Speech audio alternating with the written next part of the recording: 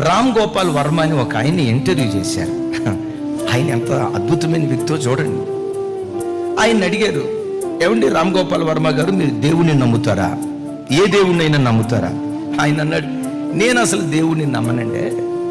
ఏదో కొంతమంది దేవుడు ఉన్నాడని నమ్ముతారు, సరే వాళ్ళ నమ్మకం వాళ్ళకు ఉండి ఉండొచ్చు, కానీ నేను మాత్రం దేవుణ్ణి నమ్మనండి అన్నాడు. ఆ యాంకర్ అడిగాడు, ఒకవేళ దేవుడు ఉన్నాడని నమ్మితే, ఒకవేళ నమ్మాల్సి వస్తే ఏ దేవుని నువ్వు నమ్ముకుంటావు? అమెరికాకి వెళ్తే పలానా దేవుడు అంటారు, ఆస్ట్రేలియాకి వెళ్తే పలానా దేవుడు అంటారు. ఇక మన భారతదేశంలో దేవీ దేవతలకి కొరత ఏమి లేదు. ఇట్లా ప్రపంచ దేశాల్లో కొన్ని కోట్ల మంది దేవుళ్ళు ఉన్నారు కదా. ఒకవేళ దేవుడు ఉన్నాడని నమ్మి నువ్వు నమ్ముకోవాల్సి వస్తే ఏ దేవుని నమ్ముకుంటావు అన్న. ఆయన నవ్వుతా అంటాడు, ఇందులో కక్కుర్తే ఉందండి. ఒకవేళ దేవుణ్ణి నేను నమ్మాల్సి వస్తే supreme God, most powerful God ఎవరో ఆయన్నే నేను నమ్ముతాను అన్నాడు.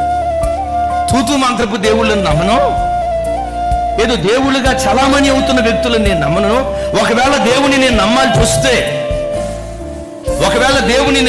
వస్తే మోస్ట్ పవర్ఫుల్ గాడ్ ఎవరో ఆయనే నేను నమ్ముతాను అన్నాడు.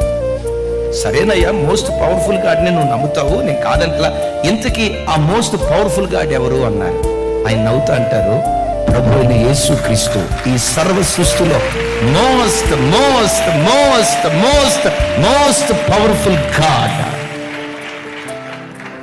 ఈ చిత్రం తెలుసా? ఇది ఒక రామ్ గోపాల్ వర్మకు మాత్రమే తెలిసిన సత్యం కాదు. భారతదేశంలో ప్రతి మతస్థుడికి ఈ సత్యం తెలుసు.